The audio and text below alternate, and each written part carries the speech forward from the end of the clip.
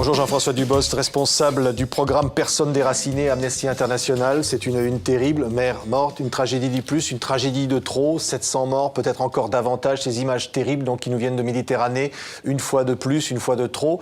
On dirait que ce naufrage et puis ces centaines de morts, il y aurait peut-être encore d'ailleurs un autre naufrage qui a lieu en Méditerranée avec 300 personnes à bord. C'est une sorte d'hémorragie, c'est une sorte de catastrophe annoncée face à laquelle l'Europe, malgré la réunion en ce moment des ministres des Affaires étrangères et des ministres de l'Intérieur, l'Europe reste terriblement impuissante.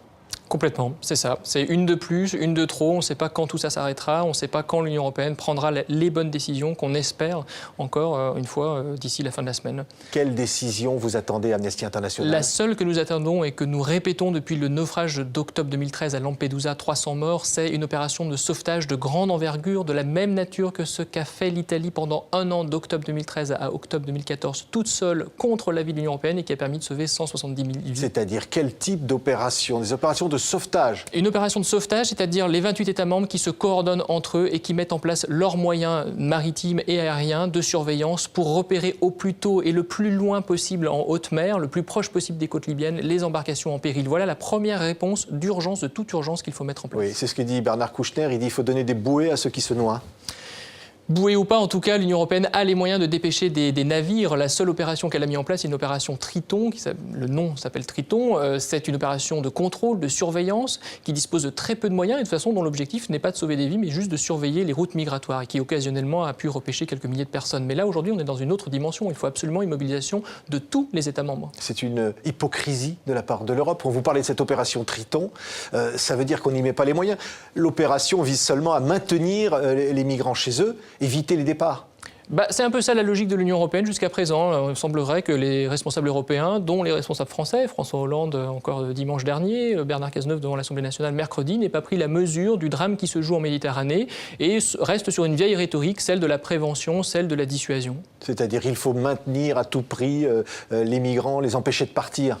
Il faut lutter contre les filières, ce qui est vrai par ailleurs, mais qui ne résout pas le problème de ceux qui sont en Méditerranée. Ça va prendre du temps de démanteler les filières. Il faut essayer de bloquer les personnes dans les pays de transit, mais qui de toute façon soit ne veulent pas garder les migrants chez eux, soit ne sont pas en mesure de respecter leurs droits, de les protéger efficacement. Donc ce ne sont que des solutions qui pourraient être potentiellement valables à moyen terme, long terme, mais qui dans l'immédiat ne répondent absolument pas à l'urgence. Oui, il y a des régions totalement dévastées, déstabilisées, comme la Libye. Est-ce qu'il est possible réellement d'empêcher ces départs massifs de population ?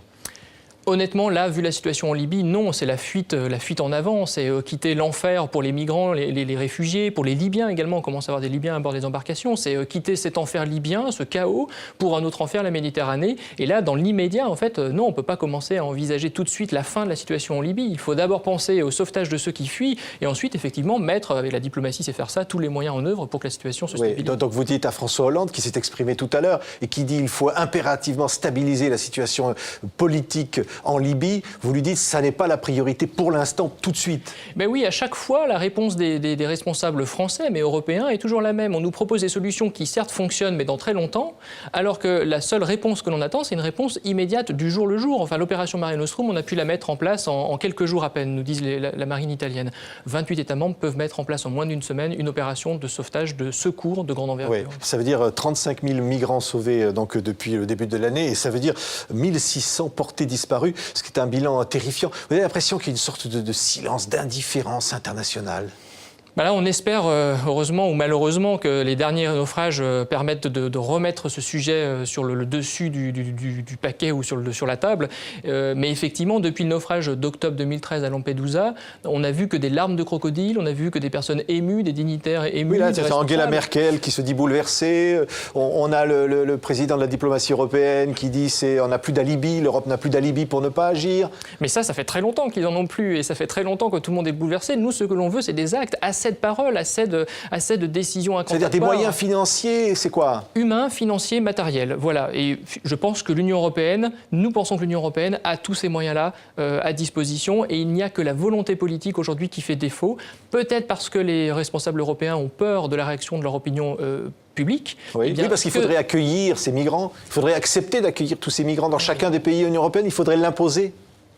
Vraisemblablement, il faudrait que tous les États soient solidaires entre eux et que l'Italie cesse d'être en première ligne.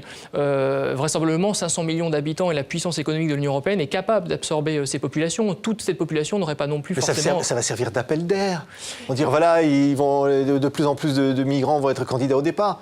La théorie de l'appel d'air, on nous l'a opposée lorsque l'opération Mare Nostrum fonctionnait et depuis qu'elle s'est arrêtée, les traversées augmentent légèrement et se sont maintenues. Donc l'appel d'air ne fonctionne pas. Je pense que c'est surtout désormais le moment pour l'Union européenne de se penser au milieu de cet espace géopolitique qui est complètement en mouvement, qui est bouleversé presque à ses portes, la Libye, la Syrie, un peu plus loin le Sud-Soudan. Il faut impérativement que l'Union européenne et sa population et ses dirigeants surtout prennent conscience du fait que la protection des réfugiés, c'est une obligation internationale, une question de solidarité internationale et que l'Union européenne doit prendre sa part. C'est l'état du monde aujourd'hui et on ne peut pas ne pas y répondre. Et lorsqu'on n'y répond pas, comme le fait l'Union européenne aujourd'hui, les gens meurent en Méditerranée. Qu'est-ce qui va se passer? Parce que vous nous annoncez qu'il va y avoir encore des migrants, il y aura encore des bateaux qui vont couler, il va encore y avoir des catastrophes.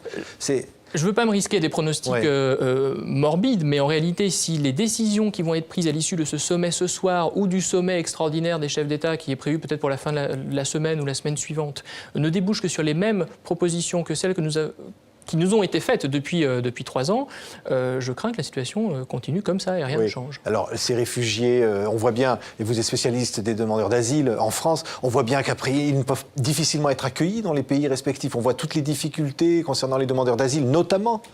Et oui, c'est en fait toute la politique d'accueil et d'asile de l'Union européenne qui est remise en question par ces arrivées à ses frontières, qui ne sont pas non plus...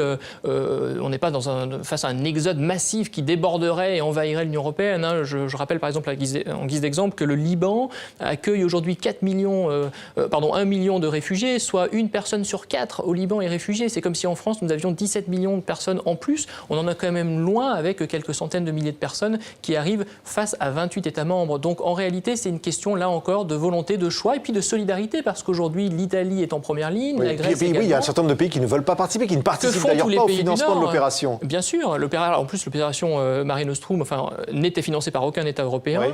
Les opérations de sauvetage italiennes ne sont financées par aucun État européen. Il n'y a que l'Italie qui finance. Et l'opération Triton a un budget très réduit, mais encore une fois, parce que son objectif n'est pas de sauver des vies. C'est une honte pour l'Union européenne. C'est le visage de l'Union européenne qui est remis en question par ces images. Clairement. Là, il y a quand même un décalage honteux entre les valeurs proclamées au fronton de l'Union européenne, ces valeurs de terre d'accueil, de défense et de protection des droits, et la réalité de ce qu'elle fait tous les jours face à des personnes qui meurent. Merci Jean-François Dubost, donc chargé et responsable du programme concernant les personnes déracinées à Amnesty International, d'avoir été notre invité aujourd'hui. Merci.